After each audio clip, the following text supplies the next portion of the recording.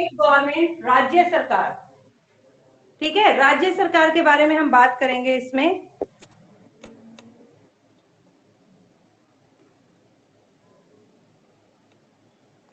देखिए, our constitution describe India as a union of state. Our constitution, हमारा जो संविधान है उसने डिस्क्राइब किया है कि इंडिया जो है वो यूनियन ऑफ स्टेट, मतलब बहुत सारी स्टेट का यूनियन संघ है, बहुत सारे राज्य हैं इसमें। It has 29 states and 7 union territories. बताइए क्या अभी 29 स्टेट्स हैं यहाँ पर? ये चेंज हो गया है बेटा, चेंज कर लीजिए, 29 की जगह 28 कर लीजिए और 7 यूनियन टेरिटरीज की जगह आप 8 यूनियन टेरिटरीज कर दीजिए, क्योंकि जम्मू कश्मीर और लद्दाख जो है वो स्टेट की कैटेगरी से हटा दिया गया है, तो स्टेट हो गए 28 और जम्मू कश्मीर और लद्दाख को यूनियन टेरिटरी बना दिया, तो 2 यूनियन टेरिटरी बढ़ी, टोटल हुई 9। लेकिन दमन दीव और दादर नगर हवेली को मिलाकर 1 यूनियन टेरिटरी बना दी गई, तो टोटल हो गई 8। अब 8 यूनियन टेरिटरीज हैं, चेंज कर लीजिए, 28 जो है हमारे क्या है, स्टेट्स, और 8 union territories. The states are autonomous and free to manage their affairs in accordance with the provisions of the Constitution. Kiran, the state are autonomous, कि हमारे स्टेट जो है वो स्वतंत्र हैं, मतलब वो स्वशासी हैं अपने ही, to free the manage affair in accordance with the provision of the Constitution, वो संविधान के प्रोविजन के अनुसार, संविधान के प्रावधान के अनुसार अपने राज्यों में अपने मामलों पर कानून बनाने के लिए फ्री हैं। We have adopt parliamentary form of government। हमने काफी सारी गवर्नमेंट के बारे में पढ़ा और उनमें से हमने पार्लियामेंट्री फॉर्म ऑफ गवर्नमेंट को अपनाया है। पार्लियामेंट्री फॉर्म ऑफ जो गवर्नमेंट है, hence the pattern of administration of state is same as the state of union government। यानी इसमें hence मतलब अतः the pattern of administration, तो एडमिनिस्ट्रेशन का जो पैटर्न है, जो प्रशासन का जो पैटर्न है स्टेट के अंदर, same that the union government, वो बिल्कुल ऐसा है जैसा कि हमारी सेंट्रल गवर्नमेंट या हमारी यूनियन गवर्नमेंट का है। मतलब किस तरीके से वहां पर रिप्रेजेंटेटिव को चुना जाता है, किस तरीके से स्टेट में चुना जाता है, बिल्कुल सेम मैटर है, बस फर्क इतना है कि ये स्टेट में चुने जाते हैं और वो सेंटर में चुने जाते हैं। Each state has a legislature, हर एक स्टेट के अंदर लेजिस्लेचर होते हैं। 3 ब्रांचेस हैं गवर्नमेंट की। फर्स्ट है आपकी लेजिस्लेचर, लेजिस्लेचर का काम होता है कानूनों को बनाना। सेकंड है इज एग्जीक्यूटिव, एग्जीक्यूटिव का काम है कार्यपालिका, मतलब जो कानून लेजिस्लेचर ने बनाए उनको क्या करना, उनको कार्यान्वित करना, मतलब उनको लागू करवाना। और थर्ड है हमारा ज्यूडिशरी, ज्यूडिशरी मतलब न्यायालय।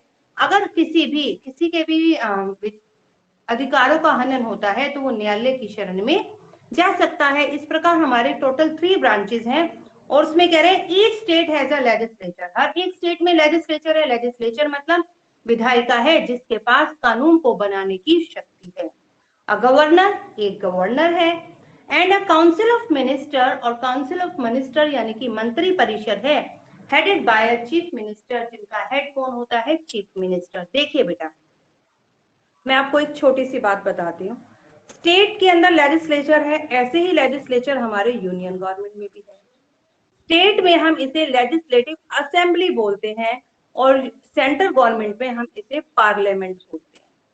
ठीक है, स्टेट के अंदर भी काउंसिल्स ऑफ मिनिस्टर होते हैं जिन्हें MLA कहा जाता है, मेंबर ऑफ लेजिस्लेटिव असेंबली।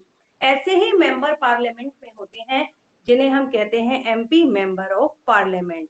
जो मेजोरिटी पार्टी का हेड होता है वही गवर्नमेंट बनाता है, उसको हम स्टेट में CM यानी कि मुख्यमंत्री के नाम से जानते हैं और सेंट्रल गवर्नमेंट में हम उसे PM यानी कि प्रधानमंत्री के नाम से जानते हैं।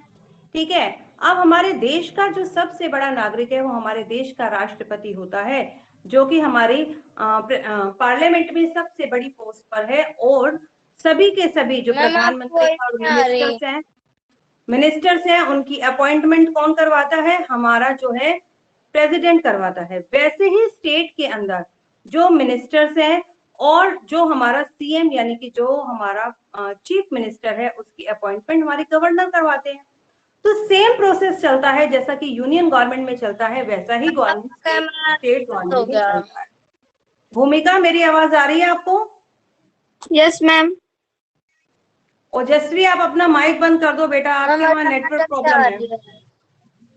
देखिए बेटा, अब आप समझ गए कि जैसे कि जो पोजीशन हमारे सेंटर के अंदर प्रेसिडेंट की होती है, वही पोजीशन हमारे स्टेट में गवर्नर की है।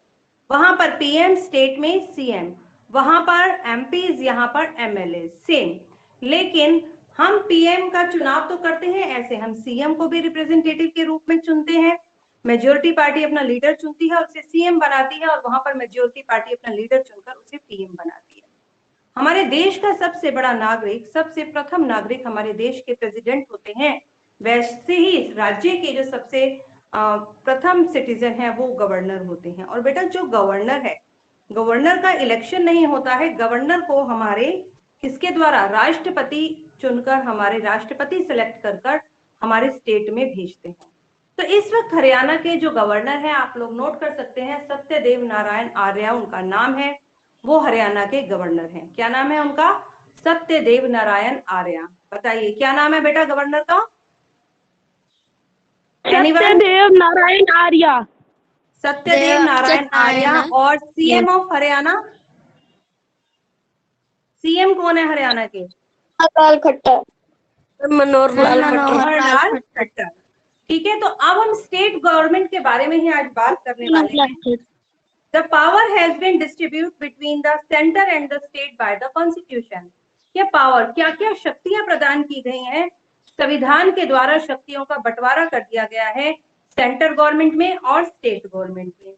Accordingly, the state legislature can make law on the subject in the state list. अब जो हमारी स्टेट लेजिस्लेचर है, जो राज्य विधायिका है, वो सिर्फ उन्हीं विषयों पर कानून बना सकती है जो कि स्टेट लिस्ट में आते हैं। 3 टाइप की लिस्ट है। एक लिस्ट है यूनियन लिस्ट। यूनियन लिस्ट में जो भी मैटर्स आते हैं, जैसे कि देश की डिफेंस का, बैंकिंग का है, और टेलीग्राम का, फाइनेंस का, ये जो सब मैटर है यूनियन गवर्नमेंट के अंदर आते हैं, और इसमें यूनियन गवर्नमेंट ही कानून बनाती है। यूनियन गवर्नमेंट जो भी कानून बनाती है वो पूरे देश पर लागू होता है। फिर उसके बाद है हमारी स्टेट लिस्ट। स्टेट लिस्ट में भी बहुत सारे मैटर्स हैं। देखिए जैसे इसमें नाम भी दे रखे हैं, का, लैंड रेवेन्यू, जमीन से संबंधित कर का, इरिगेशन, सिंचाई का, या कोई नया कानून पास किया, इस प्रकार के मैटर स्टेट गवर्नमेंट के अंडर आते हैं और स्टेट गवर्नमेंट इन पर कानून बनाती है अपने अपने राज्य के लिए। एक थर्ड लिस्ट होती है कॉन्करेंट लिस्ट। कॉन्करेंट लिस्ट क्या है? कॉन्करेंट लिस्ट में वो मैटर आते हैं जिसपे सेंट्रल गवर्नमेंट भी कानून बना सकती है और स्टेट गवर्नमेंट भी बना सकती है।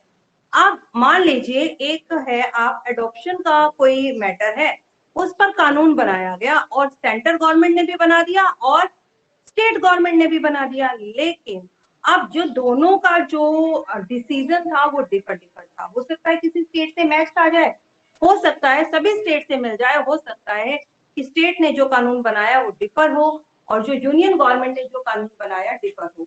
तो ऐसी स्थिति में क्या किया जाता है, क्योंकि यूनियन गवर्नमेंट बड़ी है तो यूनियन गवर्नमेंट के ही कानून को सर्वप्रथम माना जाता है। उस वक्त स्टेट गवर्नमेंट का कानून लागू ना होकर यूनियन गवर्नमेंट का कानून लागू होता है। तो देखिए, the state legislature can make law on subjects given in the state list. Some of the subjects, state list में आने वाले कुछ सब्जेक्ट्स बता रखे हैं, लाइक एग्रीकल्चर, खेती, लैंड रेवेन्यू, जमीन से संबंधित कर, इरिगेशन, सिंचाई, लॉ एंड ऑर्डर, कानून व्यवस्था बनाए रखना अपने राज्य के अंदर, एंड पंचायती राज, पंचायती राज के बारे में क्लास 6 में पढ़ा था, और लोकल गवर्नमेंट, जैसे आपकी लोकल गवर्नमेंट है, स्थानीय जो गवर्नमेंट है, नगर परिषद है, नगर पालिका है, ये सब। The state legislature can also make law on 47 subjects even in the concurrent list. इसके अलावा स्टेट जो लेजिस्लेचर है, जो राज्य विधायिका है, वो 47 सब्जेक्ट्स और हैं ऐसे जो कि कॉन्करेंट लिस्ट के अंदर हैं, जिन पर भी स्टेट गवर्नमेंट कानून बना सकती है। विच इंक्लूड, कौन कौन से हैं ऐसे? Education, marriage, divorce and the newspaper.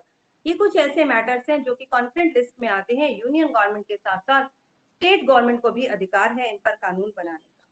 But the state law has a subject will valid long as they do not against the central law on the same subject. करें, लेकिन the state law जो कानून के राज्य के द्वारा बनाया गया जो कानून है on these subjects, in subjects पर will be valid, वो तब तक ही valid हो सकता है they don't against the central law on the same subject. यदि वो सेम सब्जेक्ट पर कोई कानून बनाया गया तो यदि सेंट्रल गवर्नमेंट से अगेंस्ट नहीं है तभी वो मान्य है। यदि वो सेंट्रल गवर्नमेंट से अपोजिट जाता है या उसके विरुद्ध जाता है तो सेंट्रल गवर्नमेंट का ही कानून मान्य होता है।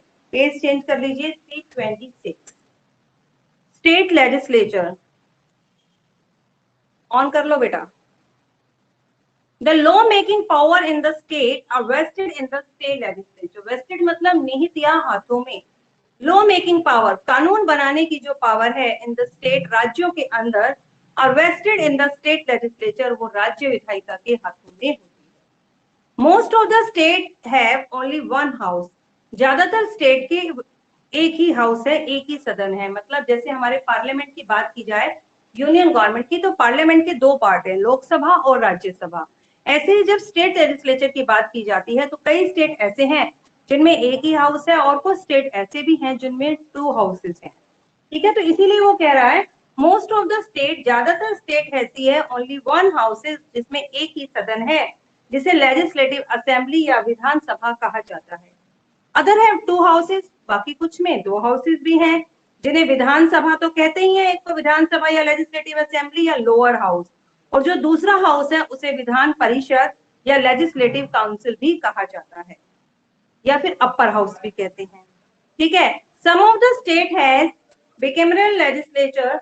बिकैमरल मतलब द्विसदनीय जिसमें दो सदन है, मतलब विधान स्टेट लेजिस्लेचर भी है और कौन सी है आपकी विधान परिषद भी है। वो कौन कौन से हैं आपके, जैसे जम्मू कश्मीर है, बिहार है, कर्नाटक है, उसके अलावा बेटा आपका आंध्र प्रदेश है, तेलंगाना है, उत्तर प्रदेश है। इन सब के अंदर आपकी द्विसदनीय शासन प्रणाली है। ठीक है, a legislature which has only one house, और बाकी जो स्टेट बच जाते हैं उनमें वन ही हाउस है जिसे हम यूनिकैमरल लेजिस्लेचर कहते हैं, मतलब एक सदनीय शासन प्रणाली। यहाँ पर एक सदन है और वहां पर दो सदन है। अब देखिए बात करते हैं हम इसके पहले सदन की जिसे कहा जाता है विधानसभा और लेजिस्लेटिव असेंबली। विधानसभा और लेजिस्लेटिव असेंबली के बारे में आप सभी जानते हैं, इसके बारे में कुछ देखिए। जब भी विधानसभा या स्टेट लेजिस्लेटिव असेंबली के मेंबर्स के लिए चुनाव होते हैं तो हम सभी उसके अंदर पार्टिसिपेट करते हैं। आपने देखा जब सीएम के चुनाव हुए थे तो अपने अपने क्षेत्र से हमने अपने अपने रिप्रेजेंटेटिव को चुना था। ठीक है, पूरे के पूरे हरियाणा राज्य को, हरियाणा में टोटल 90 सीटें हैं स्टेट लेजिस्लेटिव असेंबली में, तो पूरे के पूरे हरियाणा को 90 सीट्स के अंदर डिवाइड कर दिया था और हर पार्ट को कॉन्स्टिट्यूंसी कहा गया था और हर पार्ट से एक एक मेंबर को चुना गया था और बाद में एक लिस्ट प्रिपेयर की गई कि ये मेंबर किस किस पार्टी से संबंधित है। जिस पार्टी के सबसे ज्यादा मेंबर थे या वन हाफ से एक ज्यादा मेंबर था तो वहां पर मेजोरिटी की सरकार बनी। यदि कम थे तो दो या दो से तीन पार्टीज ने मिलकर सरकार बनाई जिसे हमने कोलाइशन की गवर्नमेंट बोला। ठीक है, तो स्टेट लेजिस्लेचर के जब भी इलेक्शन होते हैं तो आप लोगों ने देखा हुआ है पंचायत के इलेक्शन होते हैं या विधानसभा के आपके क्या बोलते हैं आप इन्हें MLA, member of legislative assembly, इनके भी चुनाव होते हैं।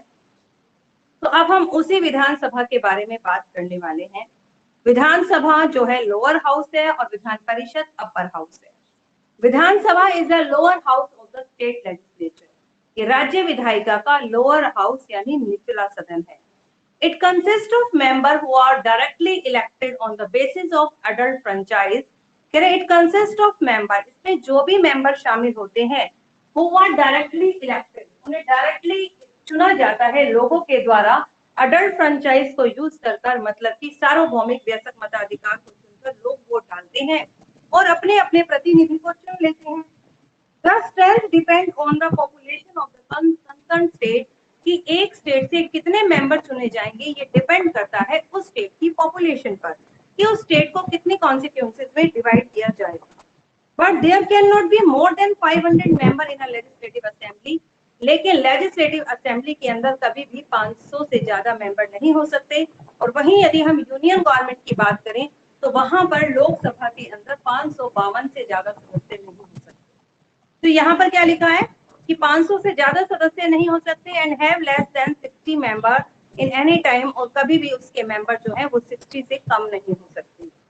सम ऑफ स्मॉल स्टेट, कुछ स्मॉल स्टेट हैं जैसे कि मिजोरम एंड गोवा, छोटी छोटी स्टेट्स हैं ये, have assembly with less than 60 member.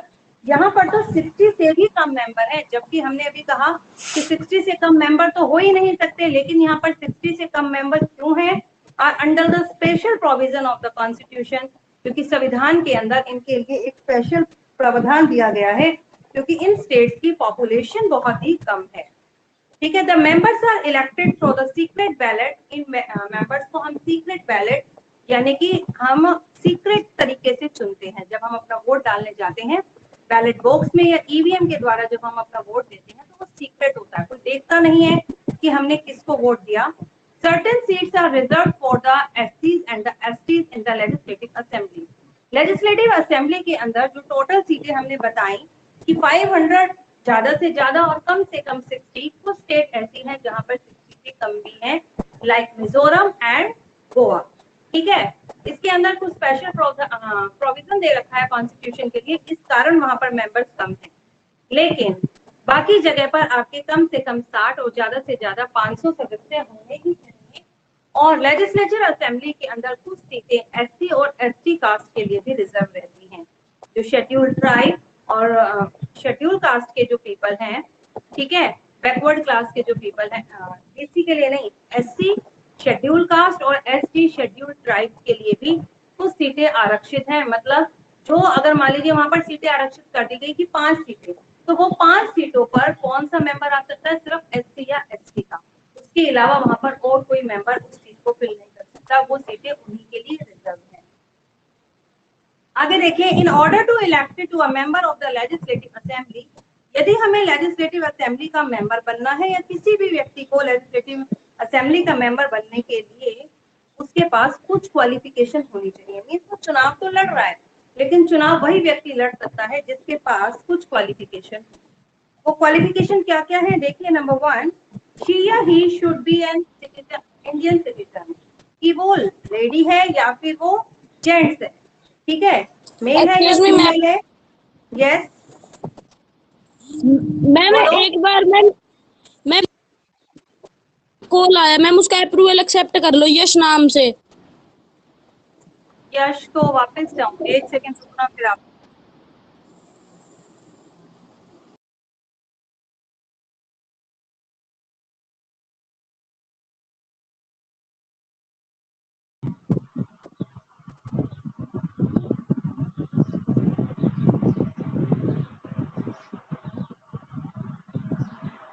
देखो बेटा, वो जो व्यक्ति है मेल या female should be an Indian citizen, वो भारत का नागरिक होना चाहिए। ही या she should not be less than 25 year of age, उसकी एज 25 साल से कम नहीं होनी चाहिए। जबकि वोट डालने के लिए एज कितनी बता रखी है? 18 ईयर। लेकिन स्टेट लेजिस्लेटिव असेंबली का मेंबर बनने के लिए एज होनी चाहिए कितनी? 25 ईयर। ठीक है, he should not hold any office of profit, और वो किसी भी लाभ के पद पर नहीं हो, मतलब किसी भी गवर्नमेंट जॉब में नहीं हो।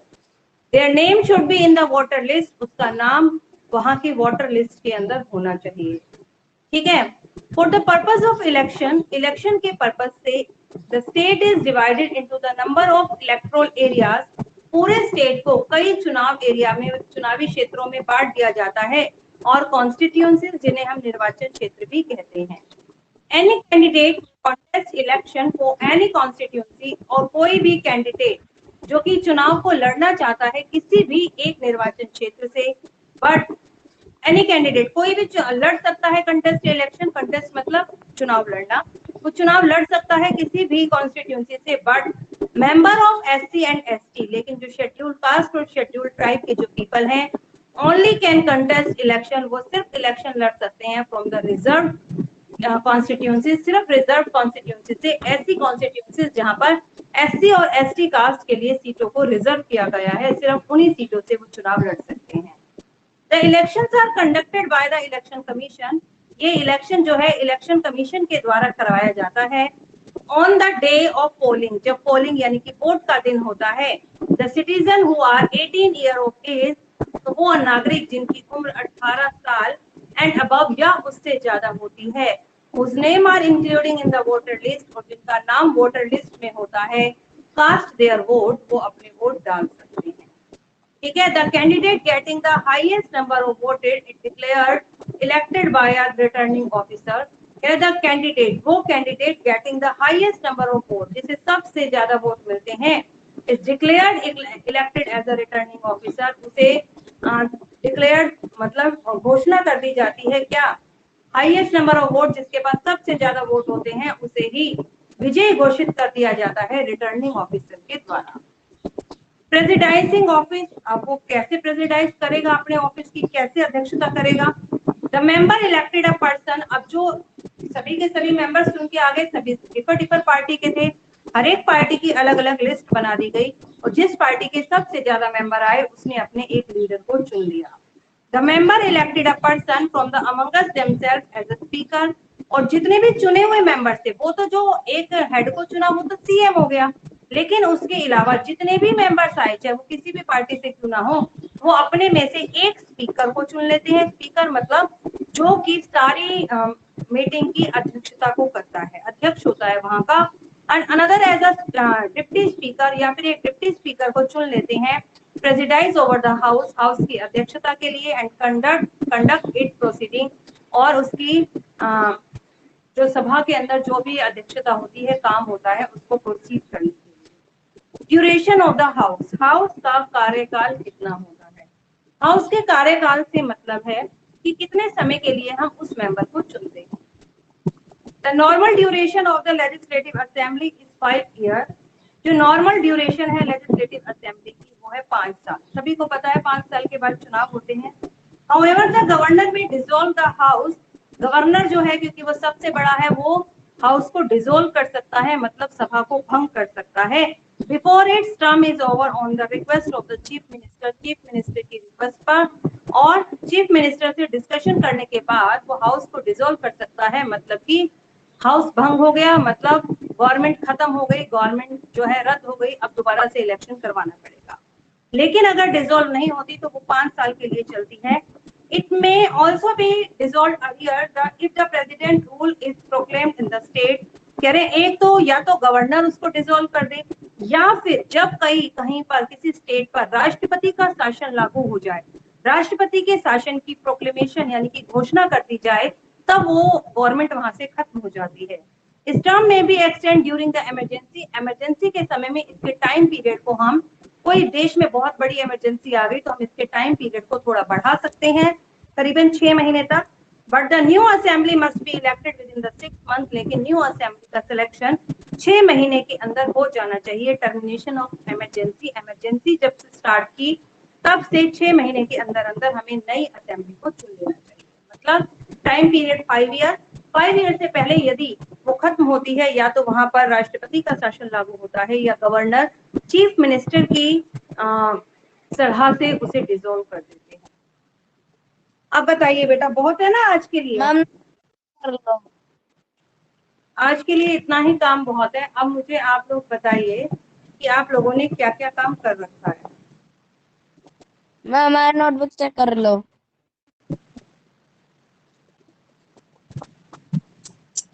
नोटबुक चेकिंग के लिए कौन कौन बच्चे आए हैं वो बताएं। आ जाओ बेटा, नोटबुक चेकिंग किस किस को करवानी है। मैं हमने मैम आज से मैम स्टार्ट की है। युवराज क्यों?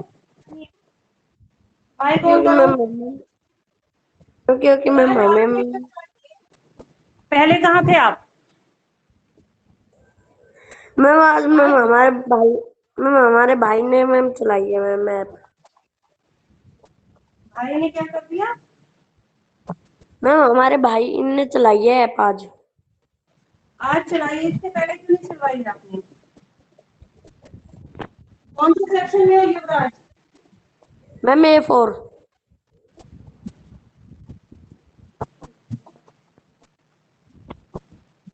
चलिए, अब बताओ नोटबुक कौन चेक करवा रहा था?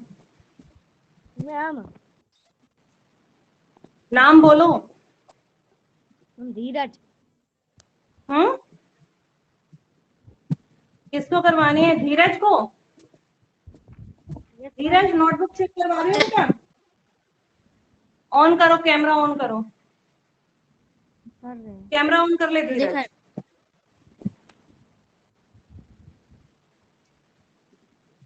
हम ये रहे यस, चैप्टर नंबर फर्स्ट। चलो आगे चलो, आगे चलो। हाँ आगे चलो। बस इतना ही है बेटा ये तो आपका चैप्टर नंबर फर्स्ट सिविक्स का है। ज्योग्राफी का चैप्टर नंबर 1 दिखा नीरज, ज्योग्राफी का चैप्टर नंबर 1 दिखाओ। ये रहा। हाँ 2 दिखाओ। हम तो यस, आगे करो। चैप्टर 3। और आगे लाओ थोड़ा सा। चैप्टर का नेम बोलो, चेंजिंग अर्थ। ठीक है, आगे करो, आगे करो, आगे करो। यस, कितने क्वेश्चंस हैं टोटल धीरज इस चैप्टर में? 3 में। धीरज 3 में कितने हैं? हम देख रहे हैं मैम 15। 15 डायग्राम्स पूरे हैं? 4 निकालो, 4 निकालो। यस, आगे चलो, अगले पेज दिखाओ। 4 में कितने क्वेश्चन कर रखे हैं? कोई छोड़ रखा है क्या आपने? धीरज 13 क्वेश्चन मैम, 13 क्वेश्चन है 4 में। 5 दिखाओ। मैम 5 नहीं है, 1 है। 5 नहीं कर फोर्थ में रखा? तो मैम क्या कर रखा है बेटा? ये तो आप सिविक्स में आ गए। चैप्टर नंबर 5 दिखाओ धीरज। मैम फिफ्थ में 13 तो मैम फिफ्थ में 13। भूमिका, आप धीरज के पास ही बैठे हो? No ma'am. कितना काम कर रखा है इस धीरज ने, अच्छे से दिखा भी नहीं रहा, नोटबुक भी बंद कर दी।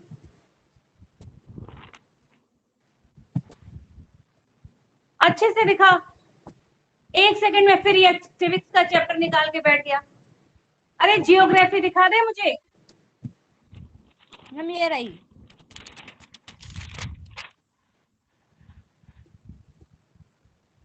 चैप्टर 1 चेक है तेरा? Yes ma'am. दिखा। मैम ये रहा। चल आगे चल, चैप्टर नंबर 2 पर चल। धीरे धीरे चेंज कर चेंज। हाँ आगे चल। हाँ चल, आगे चल। कितने क्वेश्चन हो गए ये 2 के? मैम 13। 13। 3 के बता कितने हैं? मैम 3 के भी 13 है, 15 है मैम। कितने हैं टोटल? 15। बाकी भूमिका आप बताना, चैप्टर नंबर 3 के कितने क्वेश्चन हैं? मैम 15 कितने हैं?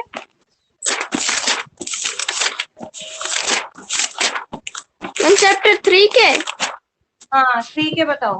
मैम 15 15 है। धीरज आपने कितने कर रखे हैं? मैम 15। 15 ही है, ठीक है। 4 दिखाओ। Excuse me ma'am. बोलो। मैम हाँ एयर वाले मैम में आपको कितने दिखा क्वेश्चन है, जल्दी बोलो। मैम एयर वाले में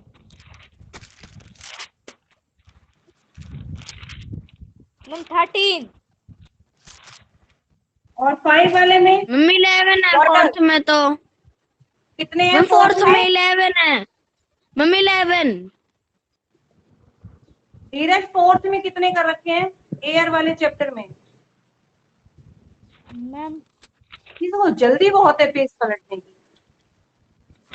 मैम 13। मम्मी ये 11 है इन्होंने फोर्थ 11 में कर तो। रखे हैं। भूमिका 13 कितने है। हैं मैम बेटा? फिफ्थ में 13। मैम एयर वाले 11 में है कितने? फिफ्थ में 13। ओजस्वी आप माइक बंद करो। भूमिका कितने हैं बेटा एयर वाले में? मैम 11 है। और ये धीरज ने 13 कैसे कर दिए? मैम आज फिफ्थ इसका में। चैप्टर बेटा इसका ना चैप्टर 4 और 5 चेक करना, फिर मुझे बताना, ठीक है? आज चेक यस कर मैम। देना। और किसको चेक करवानी है इसके अलावा, धीरज के अलावा? युवराज, मैम आपने कराएं। कितना काम कर रखा है? मैम कराएं। और जसवी, आपने कौन सा चेक करवाना है? मैम हमने नहीं करवाई थी। चैप्टर 4 दिखाओ जसवी। मैम और 4 दिखा रहे जसवी हैं। मैम चैप्टर स्टार्टिंग 4 से दिखाओ। दिखा दे। नहीं, स्टार्टिंग नहीं, चैप्टर स्टार्टिंग 4। से। चैप्टर 4 मेरा चैप्टर 4। ए, कितने क्वेश्चन है टोटल? डायग्राम क्यों नहीं बना रखा? मैम डायग्राम रह रखा और मैम पूरी नोटबुक कंप्लीट कर ली हमने।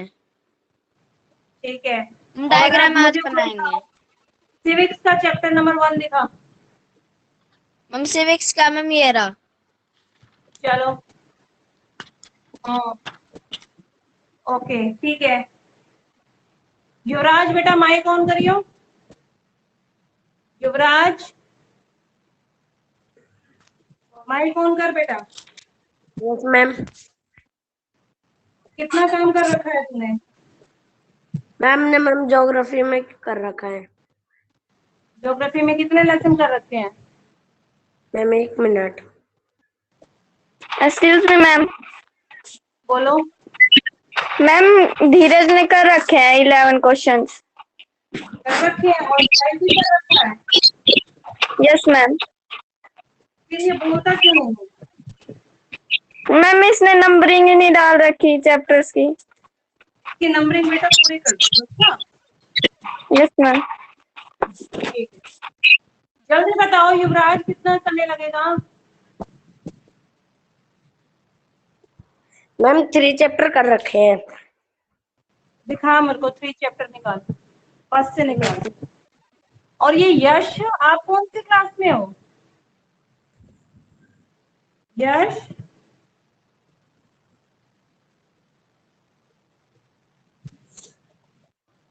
यश कौन सी क्लास में हो? मैम जिसने दिखा दी वो लीव कर दे। पहले मेरे को ये बताओ, यश कौन सी क्लास?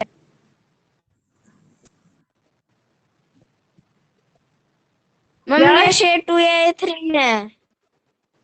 A2 या A3 नहीं पूछा, यश का नाम क्यों नहीं है? मैम रुको 1 सेकेंड।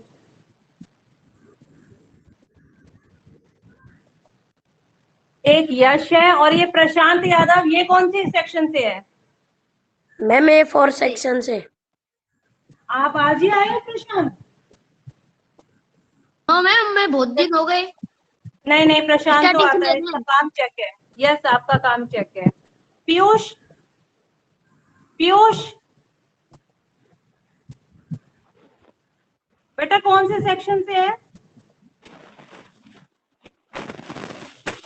7th पीयूष मैम, कौन से 7th सेक्शन से हो? Ma'am 7th A2। पहले आपने मेरे से नाम नोट नहीं करवाया कभी? क्या? पीयूष, मैम कितना काम कर रखा है आपने? Okay ma'am. नोटबुक निकाल कर रखो, बाकी जिसकी चेक हो गई ना वो लीव कर दो। ये किसने खोल रखी है नोटबुक? किसकी नोटबुक ओपन है? ये युवराज की? Yes ma'am. दिखाओ बेटा, आगे करो। कैमरा ऑन कर बेटा जल्दी से।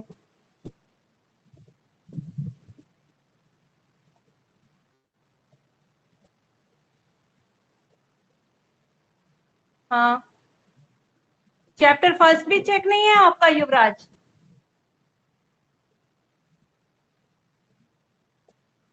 पेज पलटो।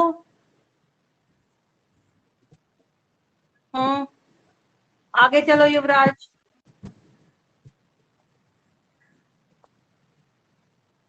लास्ट में टोटल 9 ही क्वेश्चन है इस चैप्टर में।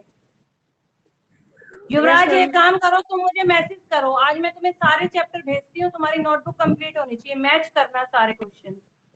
ओके ठीक है, मैम। क्लास लीव Okay, करो, अभी मैसेज करो, ma'am I am Yuvraj from 7th A4 और प्लीज सेंड ऑल चैप्टर्स। मैं सेंड कर दूंगी अभी। चल लीव कर क्लास। ओके। यश, आप दिखाओ बच्चे, ये यश की नोटबुक है क्या? किसकी नोटबुक है ये? मैम मेरी, पीयूष की। प्रिंस की। मैम ठीक है बेटा, मैम पीयूष की। 1 मिनट रुको। प्रिंस आपका सेक्शन, प्रिंस आपका सेक्शन, मैम। प्रिंस कौन से सेक्शन से हो? मैम A2 में थे मैम, आप फिलहाल तो नहीं पता मैम, पहले A2 में थे। हाँ A2 में थे ना। आप दिखाओ मेरे को चैप्टर नंबर 1 दिखाओ जियोग्राफी का।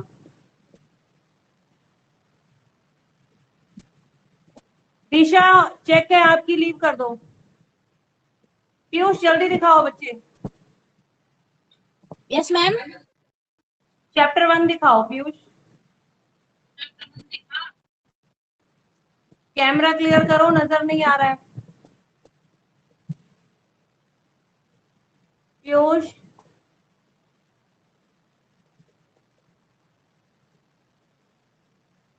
चैप्टर 1 चेक है ना आपका?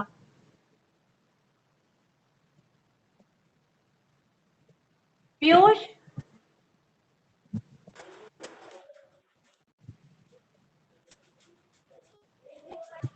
हाँ पेज पलटो, जल्दी पलटो बेटा। Very good. ये जगह क्यों छोड़ रखी है? पेज पलटो, इधर वापस, पीछे चलो, इधर बैक चलो, आगे नहीं पीछे। चैप्टर 2 जहां से स्टार्ट हो रहा है वहां चलो पीयूष। पीयूष यहाँ पर नहीं, वापस चलो, चैप्टर नंबर 2 दिखाओ मुझे। ये जगह क्यों छोड़ रखी है आपने साइड में? पेज पलट, धीरे धीरे पलट, पलट पेज, चल आगे, आगे चल। हाँ ये क्यों छोड़ रखा है मैम पीयूष? ये इनकम्प्लीट है। पीयूष जवाब दो। Ma'am diagram. डायग्राम नहीं है, सब पूरा कर लेगा। मैम आज कर लेंगे। मैं आपका चैप्टर 2 लिख नहीं रही हूँ, चैप्टर 3 दिखाओ, कल पूरा करके दिखाना मुझे। चैप्टर 3 दिखाओ बेटा, पेज चेंज करो, पेज चेंज करो।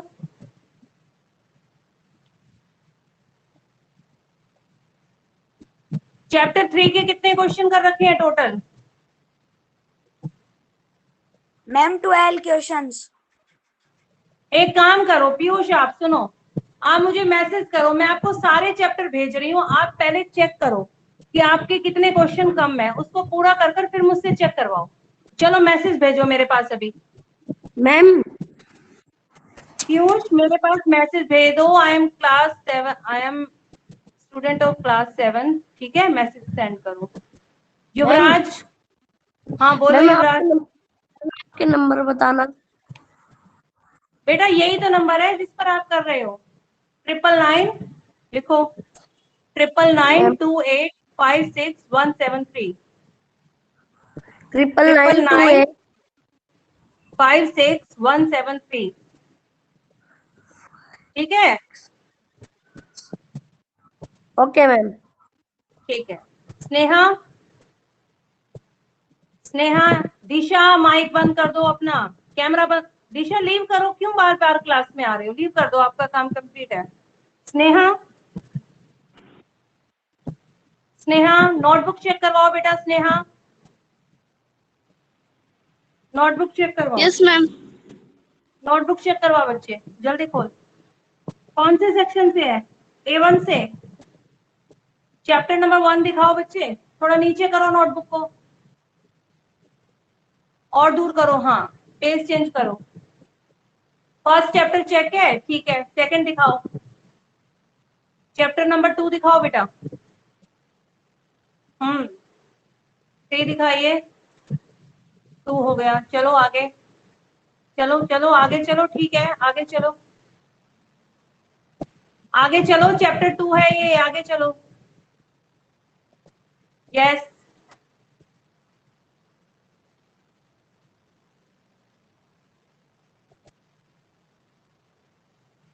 स्नेहा,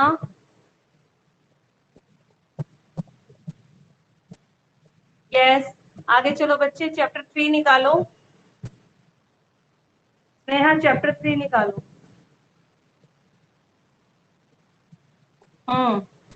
आगे चलो। हाँ जल्दी करो। Yes, very good.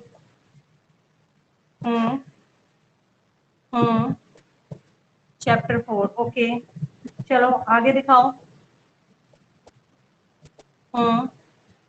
यस, आगे चलिए।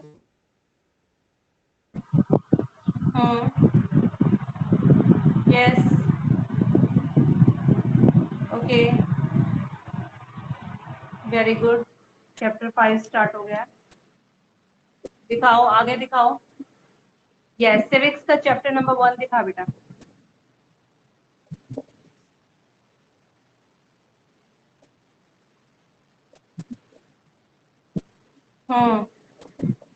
आगे चलो। ओके ठीक है बेटा, एक पेज चेंज करो फटाफट। हाँ जल्दी दिखाओ बेटा। ओके, क्लियर, ठीक है बेटा। रिया आपको क्या चेक करवाना है? स्नेहा लीव कर दो। रिया,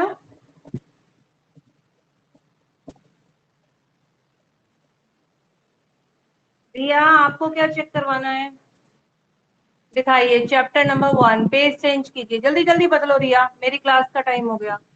आगे चल फटाफट चल, जल्दी चल, जल्दी जल्दी। यस,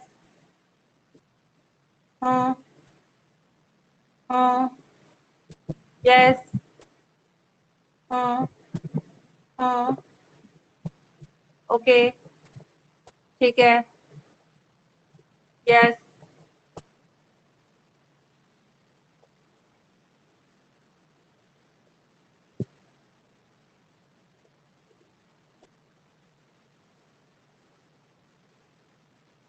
रिया कितने चेक हो गए बेटा? मैम चैप्टर 3 तक पूरा कंप्लीट है और 4 और 5 और सिविक्स का चैप्टर चलो 1 मैंने आज आपको भेजा था ना, आप कंप्लीट कर लो। चलो लीव कर दो बेटा, मेरी यस नेक्स्ट क्लास मैम। का टाइम हो गया। आशु लीव कर बेटा क्लास।